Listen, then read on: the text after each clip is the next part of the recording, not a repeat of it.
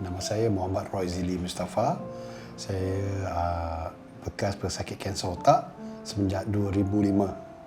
Okey, saya dapat tahu kanser ni daripada adalah kejadian saya dirompak di bawah RT Masjid Jamek. Saya balik pulang dari kerja, saya bekerja di bank, Citibank. Saya pulang dari kerja di belakang di bawah RT Masjid Jamek, saya ditahan oleh dua orang pemuda memukul kepala saya belakang lah. Lepas tu bila dia pukul kepala saya pengsan dan barang saya semua dirampas. Lepas tu dalam keadaan tu orang ramai datang menolong saya lah. Dan bila sampai di HKL bagi emergency, pertama kali doktor menyatakan bila dia buat CT scan menyatakan itu adalah ketulan kerana pukulan darah beku. Tapi lepas 2 jam doktor inform saya itu adalah tumor sebesar 9 cm. Dan masa itu juga doktor beritahu saya ada 2 choice, pembedahan atau dalam masa 7 bulan saya boleh meninggal jika tidak melakukan pembedahan lah.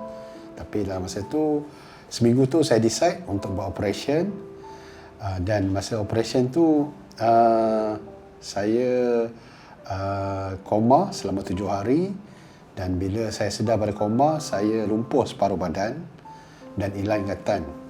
Dan masa tu jugalah saya dijaga oleh ayah dan ibu saya, dan masa untuk survive saya balik, untuk saya normal balik masa lebih kurang 1 ke 2 tahun. Lepas tu itulah, sejak dari situlah saya menceburi diri saya terlibat dalam kegiatan NGO lah, bersama Cancer Survivor Malaysia, bersama Let's Rock Cancer. Itulah kita menceritakan pengalaman kita tentang kanser, macam mana kita survive menghadapi kanser lah. Itulah. Dan apa yang aktiviti saya adalah kita buat program kepada remaja, seperti mana kita buat program melawat pasien dan kita membuatkan memberi inspirasi macam mana kita survive sebagai cancer patient lah. Sebab saya rasa ramai di luar sana lah yang pelajar ke orang remaja atau pemuda yang masih lagi tak aware pasal kanser ni, cancer awareness lah. Mungkin masa tu saya muda, tanda awal tu saya susah bangun pagi. Bangun pagi tu keadaan yang paling susah saya. Bila bangun pagi, ambil masa untuk saya bangun lebih kurang dalam 40 minit baru saya boleh berduduk dan berdiri. Mungkin masa tu doktor beritahu saya ketumbuhan tu di otak, darah kita tak normal, blood circulation kita normal. Bila kita dah berdiri dengan tegak, darah kita dah normal. Kedua, simptom yang sering saya dapat masa tu, saya sering sedawa yang berterusan, sedawa macam angin lah badan. Dan satu lagi, saya perasan yang vision mata saya dan percakapan saya kurang memuaskan. Mana vision mata saya akan juling dan percakapan saya akan gagap. Itu simptom-simptom yang saya refer balik pada doktor pakar. Memang simptom tu memang dah ada. Tapi disebabkan orang yang merompak saya ni memberitahu saya yang saya ni ada kanser otak. Itu satu sebab untuk saya tahu dengan kanser tu dengan lebih cepat lah. Itulah pengalaman yang ngeri bagi saya lah. Saya pun tak tahu macam mana nak operation kanser. Tapi apa yang saya dapat bila saya ditahan di HKL, doktor yang tahan saya adalah Dr. Mr. Azmi ni, pakar otak. Dia memberi respon yang positif ke saya. Dia cakap, alah, operate kepala biasa je. Tapi di sebaliknya, dia cerita pada mak bapak saya, 2, either lepas ini meninggal atau lumpuh semua hidup. Disable lah. Tapi saya ambil positif side. Kenapa doktor ni bercerita dengan saya benda yang baik-baik, bagus. Bagi saya, kalau dalam Islam pun beritahu, kalau kita tak ikhtiar, kita tak tahu apa jawapan dia. Maksudnya saya decide untuk ikhtiar buat operation. Tapi memang bila dapat tahu pertama kali tu, memang kita akan rasa panik, gerun, apa, semua ada lah. Tapi dalam keadaan tu sebenarnya ramai yang suggest saya cuba tanya orang, Google ke. Tapi dalam keadaan tu sebenarnya saya tak refer mana-mana.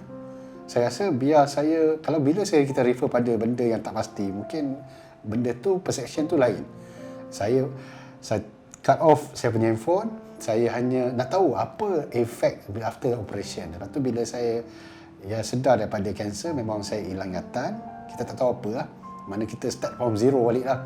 Mana information bagi saya, banyak cancer patient yang bila dia tahu tanda-tanda awal, apa dia buat, dia tanya, dia Google penyakit dia. Tapi bila jawapan tu tak tepat, perception pada cancer patient ni dia akan lebih negatif pada seseorang tu lah. Buatkan dia rasa, tak payah operation lah. Orang lain boleh tak operate, boleh baik. Itu information itulah bagi saya boleh memudaratkan seseorang patient tu lah. Punya nasihat adalah pertamalah, bagi saya pergi banyak program ceramah kanser. Faktor utama bagi kanser bagi saya adalah cara hidup kita. Cara hidup kita, bila kita, awak cakap, dalam setahun ni kita makan, minum, semua. Tapi yang penting kita jaga kesihatan kita. Kita tahu berapa banyak gula dalam badan kita. Mana kita kena tahu medical check-up ni salah satu benda yang penting. Sebab bagi saya, setiap masyarakat Malaysia ni dia kadang-kadang dia buat medical check-up tu 4 tahun sekali. Dia tak tahu BMI dia betul tak ideal pada diri dia ke. Sebab bagi saya, awareness kita kurang. Bila awareness kurang, kesedaran kurang, memang kita akan tak ambil tahu pasal apa yang kita buat. Lifestyle kita lah. Mana lifestyle cara hidup yang sihat. Mana bila bagi saya, kita kena ambil tahu. Sebab apa? Benda yang paling saya terasa bila saya kena tahan operation, doktor tanya saya, Roy, darah you jenis apa? Saya tak tahu. That means doktor cakap, Roy, macam mana you nak awareness cancer sedangkan awareness darah pun you tak tahu. Mana benda kecil. Darah jenis apa tak tahu.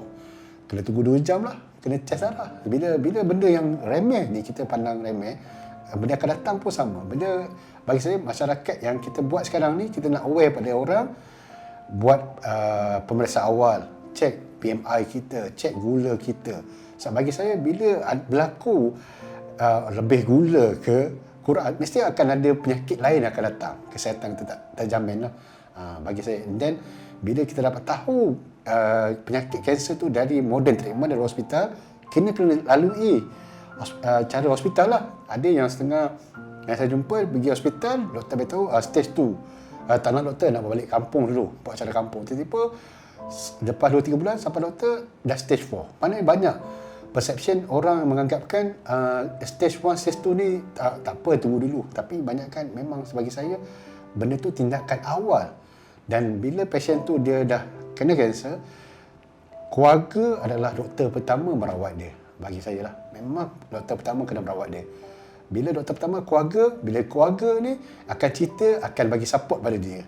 Dan bagi saya memang dalam Malaysia memang kita perlu kesedaran. Walaupun kanak-kanak sekecil 5-6 tahun, kita sedarkan dia berapa bahayanya benda-benda yang dia dekati, apa sajalah, benda yang gula ke apa sajalah benda tu. Maknanya awareness tu memang kita kena pupuk daripada awal hingga kita untuk yang berkeluarga semualah, mereka orang tua lah. Itu bagi saya tindakan awal tu boleh menyelamatkan pesakit atau orang lain.